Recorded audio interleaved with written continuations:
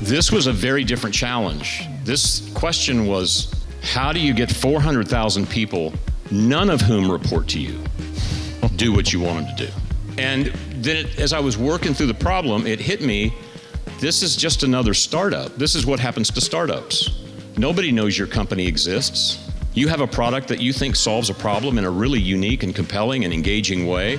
They don't know that. And even if they see your product, even if they learn about you and they try to use it, there is a ton of resistance to adopting your product. And yet, startups succeed without any mandate. Hello, I'm Doug Powell. Welcome to This is a Prototype, the Design Leadership Podcast. One of the core principles of my leadership courses and coaching engagements is that as design leaders, we are always agents of change in complex, scaled organizations, always challenging entrenched ways of working and cultural norms, especially in legacy enterprises. But here's the thing, transforming a company is far easier said than done. In his new book, Irresistible Change, A Blueprint for Earning Buy-in and Breakout Success, Phil Gilbert provides an actionable playbook for leaders across disciplines to drive durable, sustainable, and scalable change by turning change itself into a product and by managing it as you would an early-stage startup. Phil was my boss for most of our shared time at IBM between 2013 and 2021, and the book documents the design-driven transformation he architected at that historic global technology company during those years.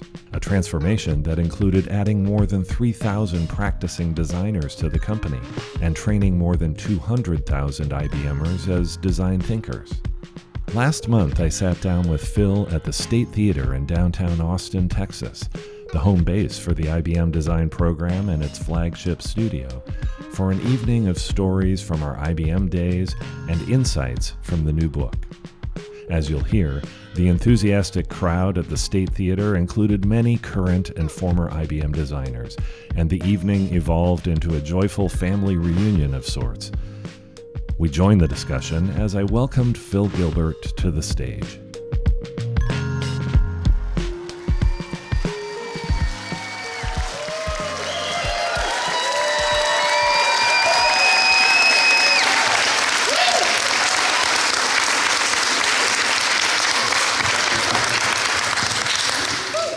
Congratulations on the launch, Phil. You've had a busy week. Thanks. It has been a busy week. It's been a fun week, but fortunately, all of the flights took off on time and landed on time, so here I am. That could have been dicey. You've told me that this book has been the most difficult project you've ever taken on, which that's a surprising idea for me because, my goodness, you've taken on some pretty massive challenges in your career. You're a great storyteller. You're a great writer. What is it about this book project that has been so challenging for you? Yeah. Good question. First of all, just to be clear, it's the biggest task I've ever done. On all those other things, I had folks like you doing the tasks. So you have a new appreciation for... I have a new appreciation for work. No, it's been, because I have my entire career, business career, I have been in front of people, from kind of very early times.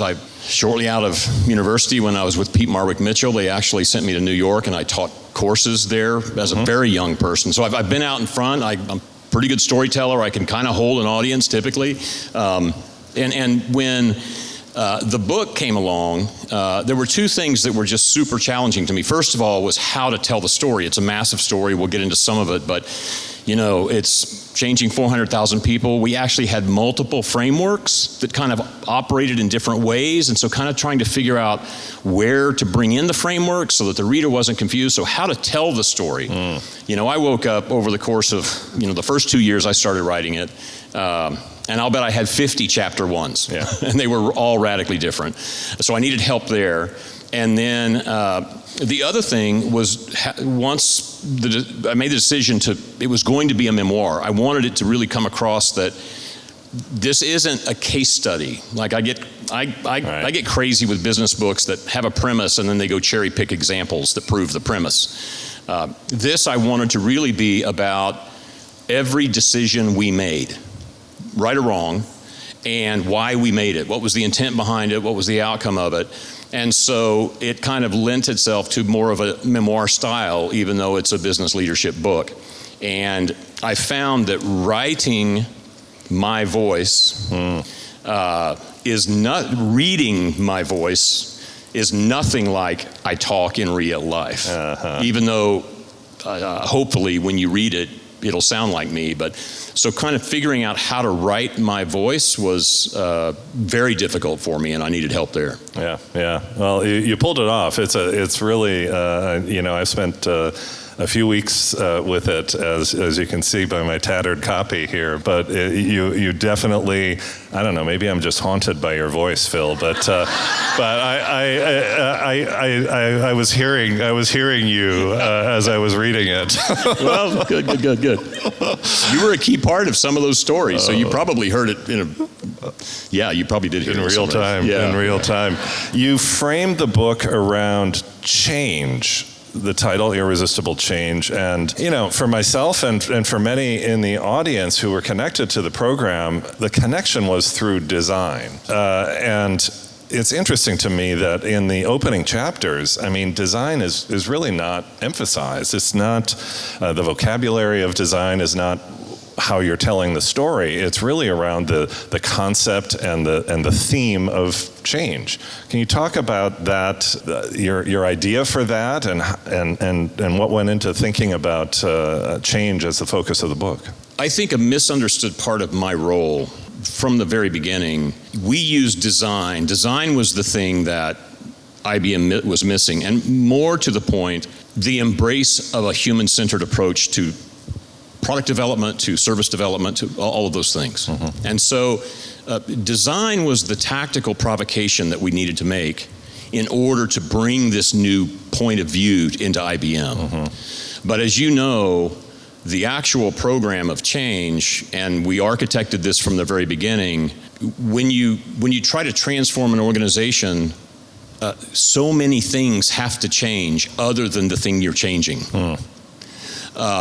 Easily 50% of the work that we did as a leadership team really had nothing to do with design. It was designed, but it had nothing to do with design.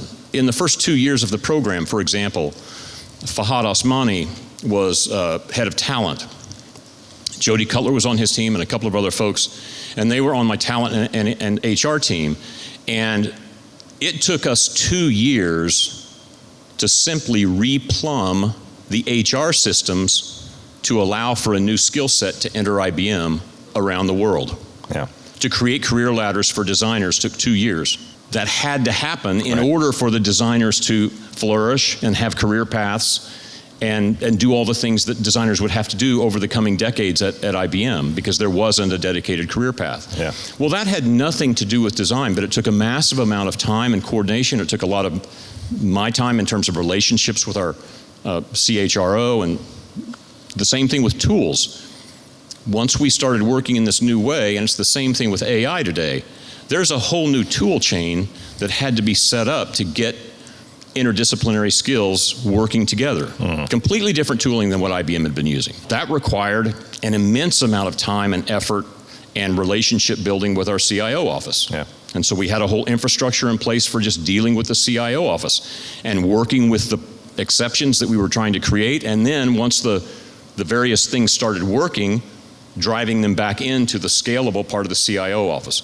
So that, as I was thinking about how to tell the story, it was very apparent two things. First of all, so much was about not design, was about all these other things.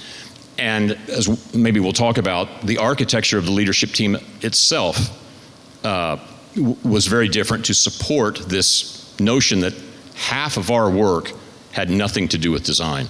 And the other aspect is also, I think that the lessons that we learned and the way that we did it is 100% as applicable to AI. Yeah.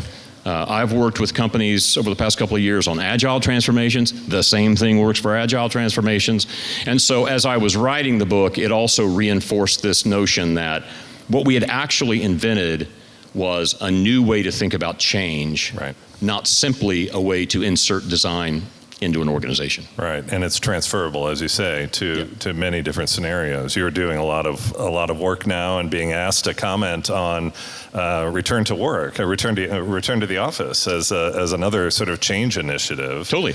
That I take it from some of your commentary that you're not seeing a lot of success stories in that. Well, we're seeing a lot of compliance. But seeing a lot of bad swiping. And, yeah, exactly. And that's actually a perfect example of something that, I mean, it's obviously very impactful on individuals' lives to have to go back to the office if you don't want to, or whatever it might be, or working hybrid if that's the new model that the organization wants. But the actual, this notion of RTO initiative seems kind of small. That's a massive cultural statement that you're trying to make. And why are they trying to make it? Why is Jamie Dimon trying to make it? Why are CEOs trying to make that statement? They believe that they are not seeing outcomes in the marketplace that they should be seeing. That's why you do any of these things. Right. Hopefully it's not just to penalize people, but what I don't see happening, and RTO is a perfect example of it, is we're living in this world of mandates back to the office, oftentimes with this false notion that it has something to do with team-based collaboration, but when you get back to the office, you realize that 45% of your team is not even in that city. Yeah. So it's not about team-based collaboration. Yeah. And then further, I don't see very many organizations plumbing it right back from the outcomes that they're achieving, and is the back to office and return to work initiative, is it actually contributing to differentiated outcomes in the marketplace? Right. And that's kind of where what I'm all about is, if you're going to have a return to office desire, it needs to do two things. It needs to have a personal value prop to every employee. They need to be getting something out of it. Mm-hmm. And the outcomes in the marketplace need to be different, because if they're not, why are you doing it? Why are we doing it? The thesis of the book, as I took away from it, is in order to lead change, you turn change itself into the product. Yeah. Let's unpack that. What's the light bulb there for us? Yeah. So, and a lot of you in the audience will appreciate this because a lot of startup entrepreneurs. But when I first got to IBM, I quit. That's what happened first.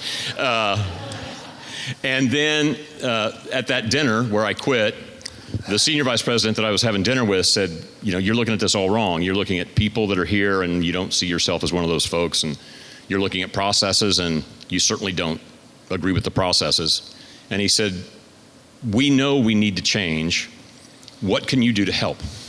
And I thought that was kind of an interesting way to reframe a dinner that I was quitting at. And so, as I say in the book, and I did say right then, I said, well, make me CEO and we can fix this place. And he said he had a better idea, that he would put me in charge of the part of the business that had purchased our company, Lombardi.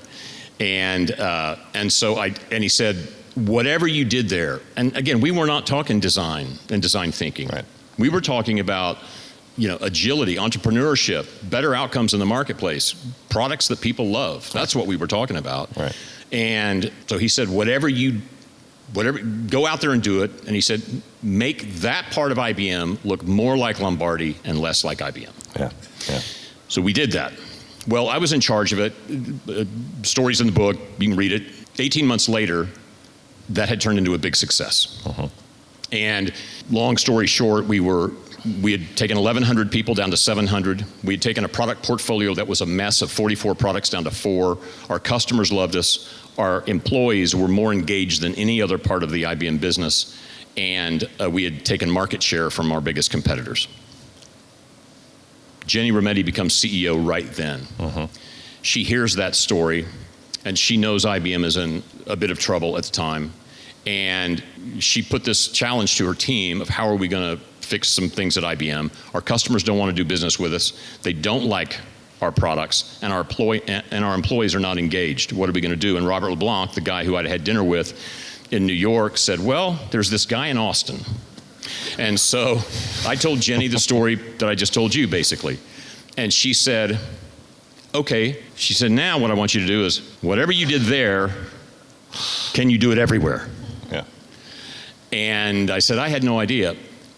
When I said, and I didn't, but I just I remember distinctly walking out of the room thinking, okay, well, it's just bigger, it's just more people, but it's just mathematics. 300. It was 399,000 more people, but it didn't hit me until sometime later, a few days later, that the real thing I was struggling with to figure out how to do it, when I was running that BPM group, when Robert had put me in charge of that group, I could do what I wanted to do. And people could either follow or face the consequences, right?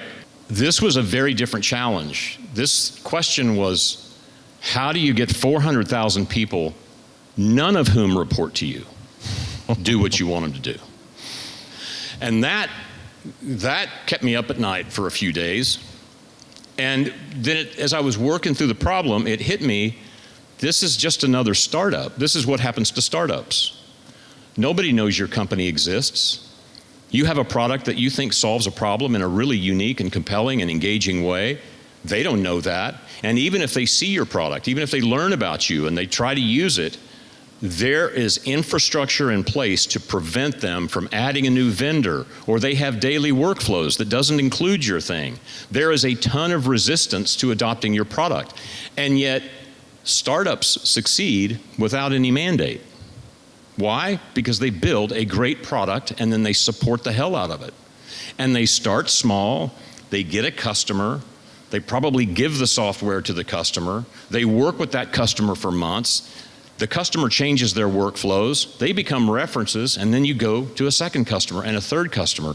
And then all of a sudden you've got a vertical kind of wrapped up and you go to another vertical. That was the same thing that IBM was. IBM was a huge marketplace, and we had 11 verticals that were called divisions. And so that's when it hit me that all I needed to do was to deliver a product that was so engaging that people chose to adopt it. Because I was completely against mandates. They don't work.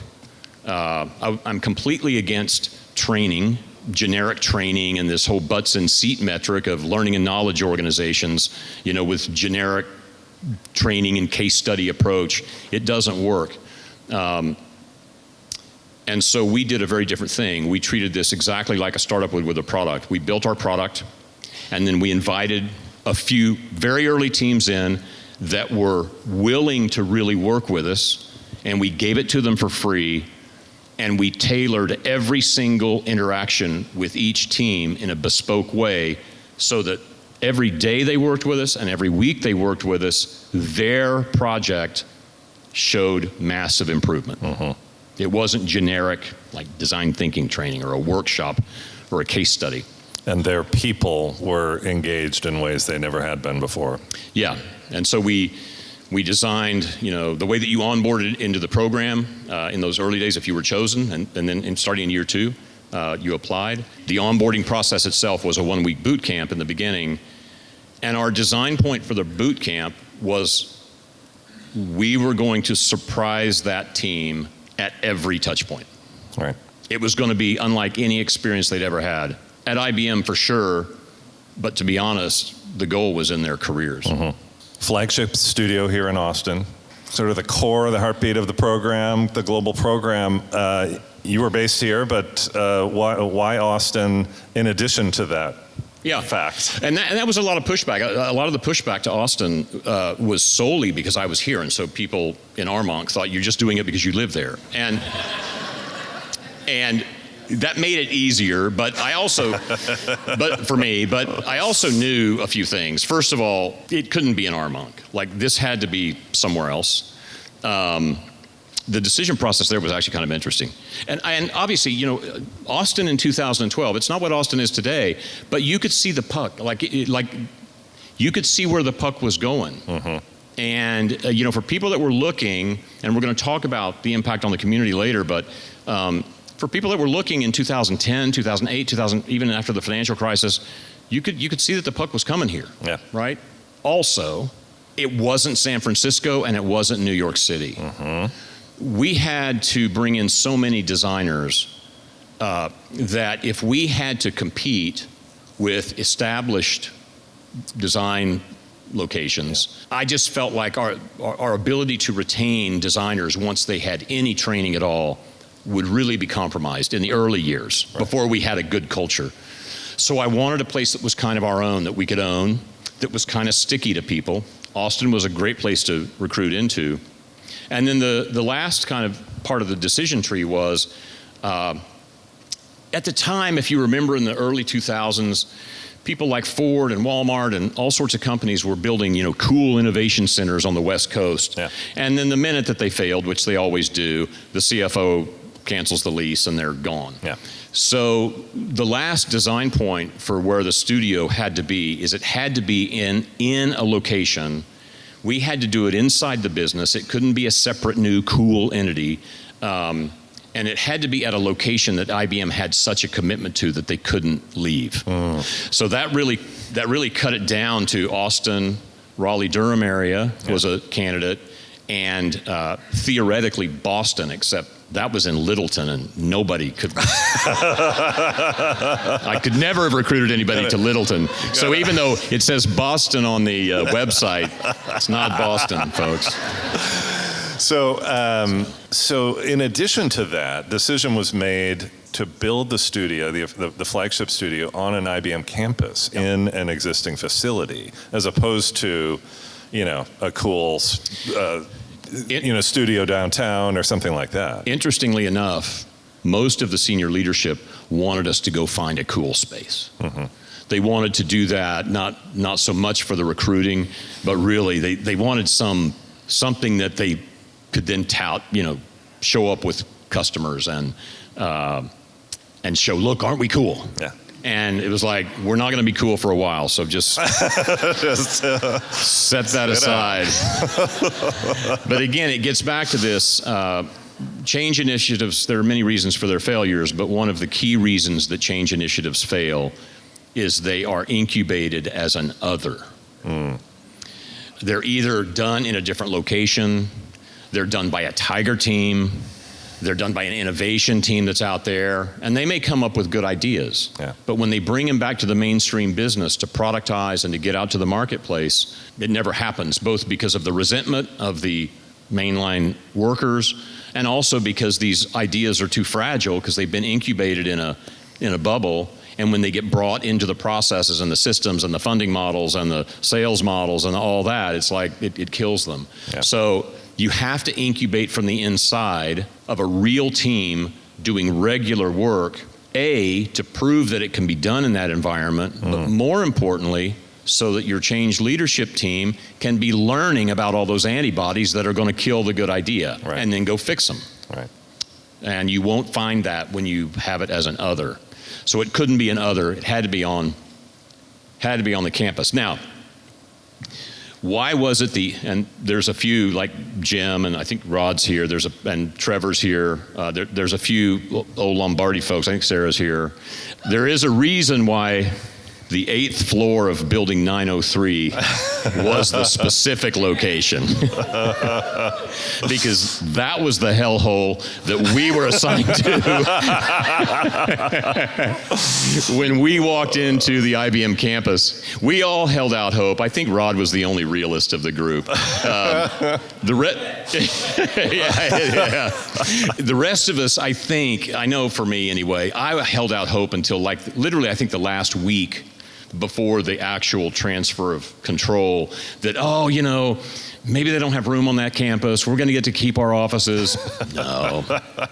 We got shoved into this, and it was a horrible space. It was really, and I say that not trying to be funny, but I will tell you that when I walked down that hallway, and the closed doors, and the rubber plants, and the trash cans, and the 90% working fluorescent lights, and what really, and I'm not kidding at all, and what I really couldn't understand was literally the carpet was in tatters. I was shocked that any homeowner, business owner would allow their physical plant to get in that shape. Yeah. And so part of the package, if you will, that I negotiated when I took on the role was we were going to invest in a studio. It was going to be in Austin, and it was going to be on the 8th floor of 903 because I was going to show how far we could come. Right. In our buildings, in our spaces. Right. Yeah. So, 8th floor transformed. Jenny pays a visit. Jenny came to dedicate it, as the mayor did of Austin. Yeah, it's a big day. I remember it well. Yeah. And she brought her entire leadership team. Yeah. How did Jenny respond when she walked into that space? From that, I think Jenny was smitten with our program from that day. Mm-hmm. She had never seen anything like this. She was a lifetime. She had spent. I think at the time she had spent 33 years at IBM. Loved IBM. Still loves IBM. And I think she was genuinely shocked at the physical transformation, but more to the point, when she showed up. So we got funding in 2012. The program really kicked off in 2013. It took most of that year to build the space, and we dedicated the space in November of 2013. So we had a year to hire designers, most of which, 63 of which, came direct from university, and all of whom were working in this new studio environment. And it was infectious from day one. And so it wasn't simply walking in, oh, wow, this is an open space, it's got cool things on the walls. It was everything. Yeah. There was an energy there, there was a buzz there, there was a collaborative spirit there. Right. That I don't think she had ever, I don't want to speak for her, but I feel like she probably had never seen anything quite like that at IBM. Right. And there became a fantastic relationship between the program and Jenny from that day on. Yeah. So that then inspired really a global rethinking of IBM facilities. Yep. Yeah. So we started then after that, because of our growth, we started working on the seventh floor there. But a really fascinating thing happened. One of our first 7 teams, that first year we only worked with 7 teams. As I said, we started very small. At IBM, just to give you some context, at any given point at IBM, we feel like there's somewhere between 4,000 and 5,000 teams working on stuff. We started with 7. One of those teams, which was actually in the middleware space that Lombardi had been in, coincidentally, but one of those teams had a few people on that team from Germany, just outside of Stuttgart. Not designers, engineers, long-time engineers. This particular one was a distinguished engineer at IBM, which is a very prestigious title. We put them through the boot camp. They were a good team. They were a great team. That's off and running. One day I got to the office and I had a package from Böblingen. That's the city outside of Stuttgart where they are. And it's kind of interesting. It was kind of a boxy package. And I open it up, and inside of it is a plaque, a framed plaque that is an invitation for me to come cut the ribbon on the new studio in Böblingen. And it had a pair of scissors in there and a red ribbon and then this framed invitation. And I'm like, what? This particular person, Gerhard Pfau, who's become a great friend. Yeah. He had been so inspired by that 1-week boot camp that he went back and on his own convinced the site leadership to allocate 10,000 pounds and some space that was literally had been used as a closet for about a decade. And they cleared it out, sweat equity. He and a group of others, and they actually did have 3 or 4 designers in that facility, although they weren't on this particular team. But he got them as collaborators. Over the course of the next few months, they hand-built a studio in Böblingen that had the same, as I found out, spirit that ours did because they were so inspired. Well, that happens, and at our annual senior leadership team, which is like the top 200 or 250 execs at IBM, I had been asked to speak and tell them what was going on. And I shared the story of Gerhard and Boblingen and their inspiration. And I think that was the big unlock for this is happening globally. Right. And we need to accelerate this. And it turned into, just to kind of put an exclamation point on it, as it would turn out, by the time Jenny left in 2020, January of 20, IBM committed more than $1 billion to real estate renovations and leases, all of which were designed based on the design language of the 8th floor, Building 903 in Austin, Texas. Yeah, well, we'll talk about the mission in a moment, but that's sustainable culture change right there. Yeah. That is absolutely mission accomplished. Before we leave the topic of place, let's talk about Austin a little bit more and how IBM Design has changed Austin. You're probably in a better position to talk about that. I'll tell you, like, from my perspective, where I thought it kind of started happening was when we started, and we were kind of a pretty big force behind the poster event, whatever, I forget what it was called. Yeah. After Hours, After Hours. And there's another one coming up. But Owen was a big part of that culture. Patrick Loud, that was a whole nother story. Right? You know, one day, I get accosted. I'm walking through the studio doing my general kind of management by walking around thing, asking people what they're working on that's cool and show me, right? Well, these two guys come up, Owen and, I don't know if it was Patrick or Adam, Pichu. Yeah, it's Patrick. So they come up to me and they go, hey, a print shop is going out of business. Can we buy their stuff? Because we had developed a bit of a printing culture. They were doing it off-site, but it was a thing in the studio, and it was getting designers, something you could touch, and it was a good thing, right? Therapy, right? And I said, well, I had a print shop. I don't even know what a print shop is. But I said, well, I don't know. I said, and I laughed just like this. And I said, is it $500, $5,000, or $50,000? And they said, it's $5,000. And I said, well, that's in the realm of possibility. And that was it. That was it. That was I think that was on a Wednesday or Thursday. I'm not kidding when I say when I came in Monday morning, we have a print shop in the studio. Literally. I mean, I'm walking around on Monday and I go, what? I knew what it was, but it was like, if you saw this, I wish I had a picture of it. I don't even know how they did it. I don't know how they got it. I don't know if they had pickups or not. I don't know if I literally don't know how they got it on the elevators, but they did it. And so well, that's what you said at the time too. I've never asked. Well, I go to them because I know what's happened. And I'm like, I didn't have the money, right? I go, what did you do? And they said, well, you said it was okay if it was 5,000. I said, I really didn't, but oh my God. So is Danielle here? Yeah. So again, this is why the book was so hard, because here's a task that if I had to do it, maybe that was the hardest task I've ever done in my life. But my task was simply to walk to Danielle's office and say, we just bought a printing press for $5,000. Figure it out.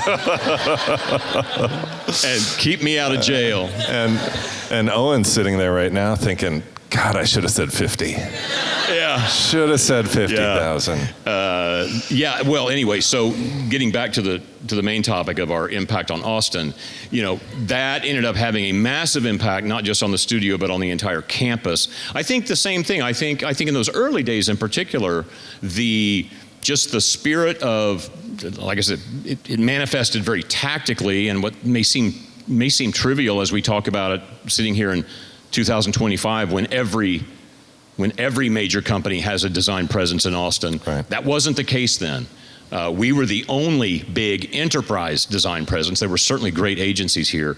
And I think and it was all because of our focus on early career professionals and really basing the program on that, whereas agencies were much more balanced in terms of their age ranges and experience ranges. Career level, yeah. We just had a ton of energy to give to the community.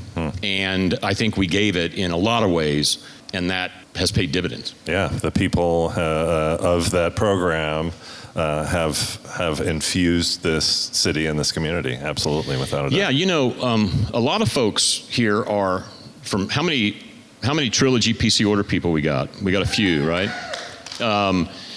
Trilogy was, when you look at the Austin tech landscape today, you look back to Trilogy really as the feeder for just a ton of the talent that has, spread across. I think in reality, with respect to, enterprise design here in Austin, that's what you're seeing. You're seeing, our program has now, it's doing great here in Austin, but it's also given leaders to a whole lot of other places here in Austin as well. Yeah. And around the world. The mission of the program to create a sustainable culture of design and design thinking at IBM, that word sustainable was such a powerful word for me and for the teams I was leading, and a surprising word in that context. First of all, what was your thinking about including sustainable culture change in the mission? And then how do we know if we succeeded? First part of the question, it was important to me because most transformations they rarely sustain any length of time at all, to be honest. It was particularly important at IBM because IBM actually had probably the best design of any corporation, or certainly one of the best in the world. I mean, we had a constellation of designers. We had, back in the 60s and 70s, we had 5 Johnny Ives, right? Started by Elliott Noyes. Ray and Charles Eames did some of their best work in collaboration with IBM. Paul Rand obviously spent a lot of time, yes, he did the logo, but when you dig into the packaging and the marketing materials, like it went deep with Rand. Our buildings, the architects that have built buildings for IBM around the world were the top architects in the world. It died. It just went away. And there were reasons for that. Two primary ones, that it was a very centralized program. It was held together by a single relationship, top-to-top relationship between Elliott Noyes and Watson Jr.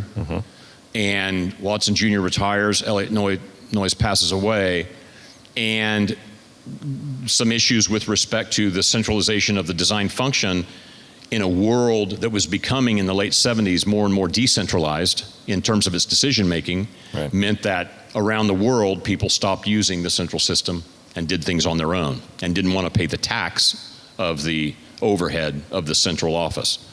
And so I had talked with a couple of people who had led the IBM Design program back in the early 80s and in the 90s. So this notion of we had it and it died was top of mind.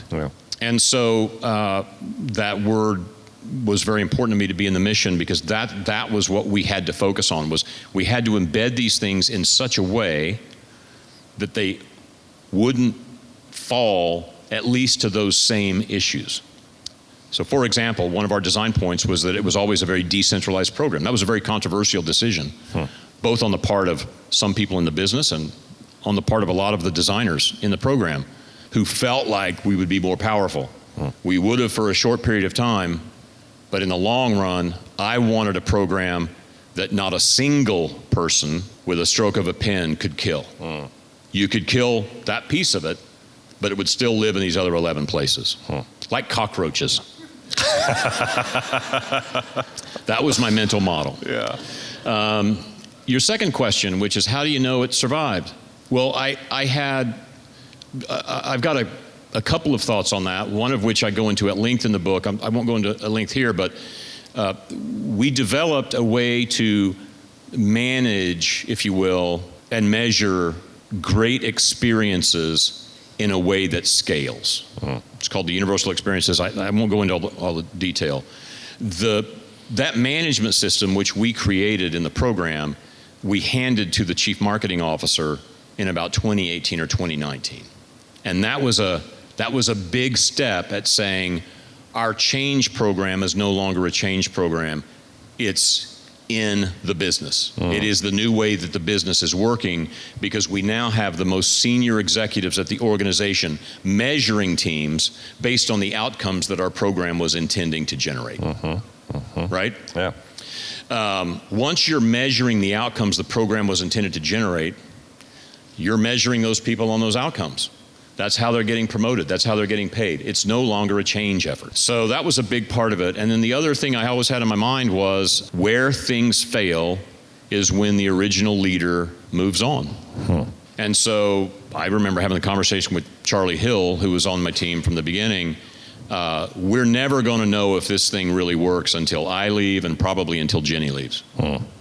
And it happened in reverse order. Jenny left in 2020. I ended up leaving about 18 months later. And it's, today we have, or IBM has, 3,000 designers. IBM still has design executives and all this. So it's sustained. Yeah. The future is longer than the past. So to be determined as anything, but I will tell you that when I see IBM with clients of mine show up in the marketplace today, IBM shows up in a modern, human-centered way. It looks nothing like the organization that we came to in 2010. Right. The industry is in contraction. Design industry is in contraction globally. Some of that is hitting IBM. Some of that is hitting some of the people in the audience. What are you seeing across the industry, and how does that general contraction, does that tinge your point of view on the success of the mission? Not really strategically. Obviously, I hate to see it because I think it's the wrong way to go. But we see this in periods. The people listening to this podcast are not going to see my hand go up and to the right. But as the strategic line of adoption, acceptance, investment, as the strategic line continues to go up, there are moments of cycles. And what I see, especially with respect to tech companies, is when you have massive technical interruption, the default response is to double down on the technical folks and to clear the decks and get money to do that. We saw that with the internet. We saw it when early days of PCs. There's a lot of integration work that has to happen. We're seeing it now with AI. The difference that I see on the other side of the AI adoption chasm is I believe in my heart that a majority of the high value human contributions around teams that have a lot of AI are going to be the very things that designers bring to teams. I think we're going to exit this, and I can't predict time. Is it 2 years? Is it 5 years? Is it 10 years? I don't know. But I think when we exit this, my old ratio of one designer to about every 8 coding engineers is going to be more like 50-50. And I think the companies that win, the next Amazon that rethinks how to do everything internally and more or less accidentally invents the modern cloud, the next company that does that, I think, is going to do it because they bring problem recognition and divergent problem thinking skills to a problem, and then they use AI to generate dozens or hundreds of artifacts looking at possible futures. Right now, and we'll take a little bit more time. This is an important topic. Right now, if you have a really well-balanced team of designers and engineers and product managers, the best teams, and most don't even do this, but the best teams probably prototype out 3 possible futures. You look at a problem, you do your divergent thinking, you might have 10 or 20 ideas on, you probably have enough resources to maybe wireframe out and prototype 2 or 3 of those possible futures. With AI, why wouldn't you do all 20?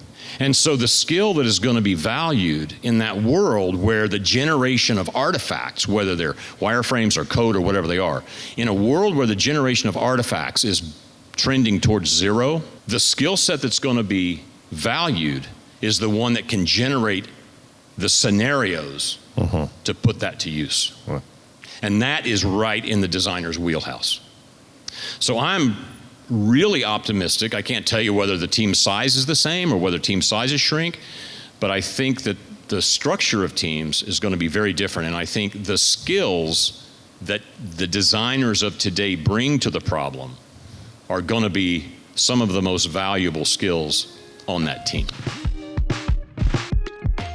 As my discussion with Phil Gilbert continued, the crowd was eager to get involved. Let's listen in as we take some questions from the audience in Austin. So I'm Brian Cook. I came into the game a little bit late. In January 2020, I became an IBMer. Out of the Army, 30 decades in the Army. And I fell in love with operational design before I met Phil in the Army. And when I discovered there was a company at scale that could do it, I was just flabbergasted. But the question is, so all these great thoughts and all these great people that are doing designing and changing, was there any one change theorist that drove you to think the way, I mean, are you a Cotterist? Is there a different change theory that, because I'm just amazed, like every time I meet IBM designers, the change is part of the foundation of the thought, like it's not even there, it's just kind of like air, and then you go do design. Yeah. So I just wondered if there's a theoretical basis. So John Cotter has been really influential on me throughout my career. Like from the moment I read his book and whenever it came out in 95, 96, whenever that was. John Cotter's a Harvard guy who has written the seminal book on change management, which is called Leading Change. And in fact, but what I've found, and I've really internalized his 8 obstacles and objections to change, right? The interesting thing that I've found is over the last roughly 20 years where I've been interacting with outside organizations and IBM on transformations, everybody else has also read that book and they think they've embraced Cotter's principles. But when I ask them about certain things and they talk about, well, we had quick wins, we made it the burning platform, they thought they were doing it, but they weren't doing it. And there are a couple of reasons I wrote this book. But that was the primary reason. My goal for this book has been to be the operating manual for Cotter's strategy. I'd like to see them right next to each other on the bookshelf. And there's no strategy in my book. If you're looking for strategy, this isn't the book. This isn't about why you should transform or all. This is like if you're getting ready to do it, that's what I tried to write. Quick wins is a great one, for example. Absolutely, you need quick wins. And everybody goes, yeah, and that team did such a good job. And then I'll ask, well, what happened to that team? Oh, well, they went back to their day jobs. Well, okay, so yeah, you got a quick win, but it was a win for the project, but it wasn't a win for the program. And so I try in this book, there are 2 or 3 places, wins is one of them, where I explicitly reference Cotter and say, this is what Cotter was talking about. You got to have a win for a part of it, the team has to have a good outcome, but it has to be a win for the program. It's got to be a mainstream team. And those people can't go back to their day jobs. Their day jobs now have to be in the new world. So things like that. So that is the theoretical basis for everything I've done here. And this is just what I think is the operating architecture for how to implement it correctly. Hi, my name is Dante. I'm in design operations. Hello, Phil and Doug. Good to see you again, Doug.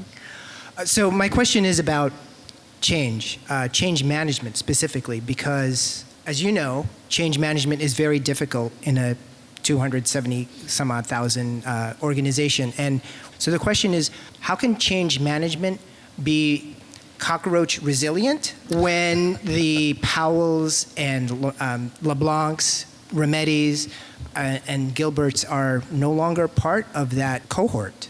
We can only control what we can control. It may be that all you can control, or at least have influence on, direct influence on, is your team. And that's got to be enough for a while.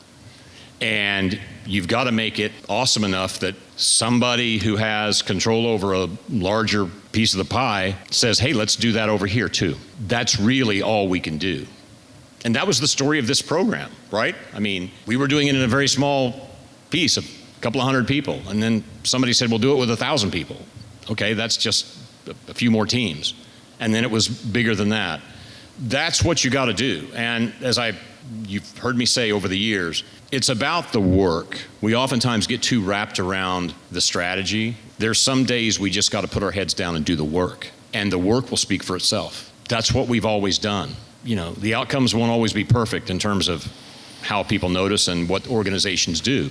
But I am convinced that if you do the work strategically, you're going to be in a good place. And I'll add to that, Dante and everyone, you've now got a remarkable new playbook for change management in a complex organization. So you've got the resources. Catherine Millington has her hand raised. Oh! I can't. You can't cut off Catherine.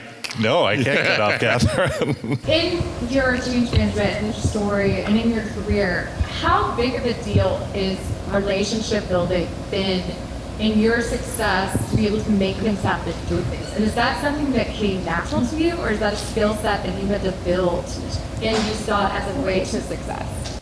I have to work at it because I fundamentally don't like people. I don't like technology and I don't like people. So, no, to answer the first part of your question, it is half the work, if not more. Again, another kind of mantra. The thing you think is work is never the work, right? People show up to their jobs and they think, oh, I'm a designer, I'm an engineer, I'm a marketer, I'm a surgeon, and you think that that's the work. That's the easy part. It's all the shit you got to do with everybody else that are preventing you from doing your best work. That's the work. That's why you get paid. You're not getting paid for what you think you're getting paid for. It's the same thing in life. It's like, if you look at the way that I built our leadership team, which is an entire chapter in the book just about how the leadership team was formed, I built it on the model of a virus. And the design part of it was the genome, and it was a very small part of it. It was, if you remember, on my leadership team, it was maybe 25 or 30% of the team was about design. And then we had Melissa for comms, we had Fahad for talent and HR, PH was doing essentially business development, we had liaisons with the CIO. That was the work, right? When we got to walk around the studio and see what designers were doing, that was fun. I'm not denigrating the level of effort and expertise that they had. I'm just saying that the hard part is getting people to value your work and to get that work into the marketplace. Hi, my name's Scott Scherberg. Yeah. I'm a product manager for the Carbon Design System. How many roles? How many roles have you had at IBM? I am the Madonna of IBM Design. I reinvent myself often. And he's fantastic at every single one of them, by the way. He's awesome. Thank you. I love the work that I do. I sometimes feel like I'm a torchbearer to carry on like the legacy of the work that a lot of the people here, and yourself included, have started. And I carry that with like an honor and a respect every day. And right now I'm like struggling. And I sometimes don't know how to show up and be the change agent that you trained me to be. I don't know what my question is. But I'd love to hear your thoughts on what does it look like now to be irresistible change in this moment. And I could use a Phil campfire moment right now.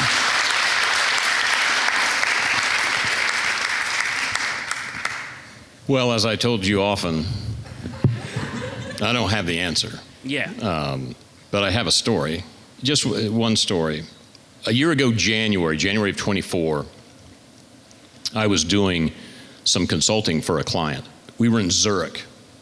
It was a hotel chain, and they had opened a new hotel in Zurich, and that's where the CEO took his senior leadership team for their offsite. And they had me out there to do a very short workshop with that senior team. And they were struggling with their own, in their case, it was an agile transformation. They were struggling with it. And so I did my thing. And his leadership team did not know me. That was kind of the first time almost all of them had met me. And so we had spent a couple of hours together, and they knew intellectually the story, right? They knew IBM, and and then I kind of walked them through how we did it, and et cetera. So they had some acquaintance. Good session.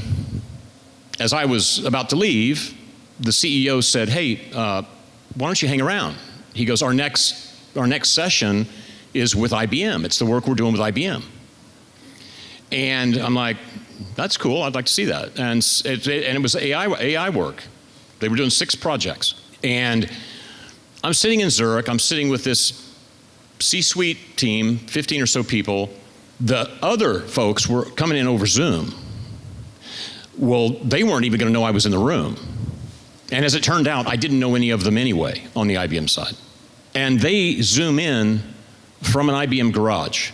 And they start talking about design sprints. They started showing their research. They pulled up journey maps.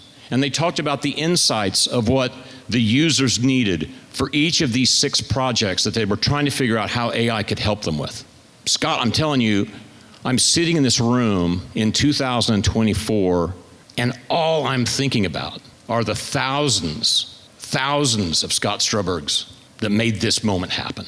I did what I did, but I wasn't on the front lines. I wasn't where you are today. As I've told many of you in this room, you all were really the ones that had to have the backbones of steel, because you were the ones that were with the distinguished engineers that didn't know what you did or didn't value what you did. And you broke through that. And sitting in a hotel conference room in Zurich, I'm seeing this vision completely fulfilled, knowing all of the tears and joy behind it. And none of those people knew it. But I'll tell you this, your company was showing up in the world as the most human-centered enterprise company I've ever seen in my life. And so I tell you that story simply to say this, I promise you, your company is showing up in the world in a way that you would be proud of. We haven't done this in a long time, and it feels really good. It feels kind of like it did. Scott, I'm with you, man. And for all of you IBM designers, for all of you who have done what you've done, I'm very certain in my heart and mind that you don't know the good that you've done. I get to see it because I'm now on the outside, and I get to see it from the outside in. And I know that there are hard times at times, but you have done something truly amazing in the world. And you have influenced the world, because even as IBM on any given day has an up and down, look at all of the other people who have careers now that I guarantee you wouldn't have had them. Tens of thousands, if not hundreds of thousands of people in the world that have better careers today. That's an amazing, amazing legacy that you all have implemented. Thank you for being on this journey. I love every single one of you that have been through it with me. And I love the rest of you too. So. Thank you.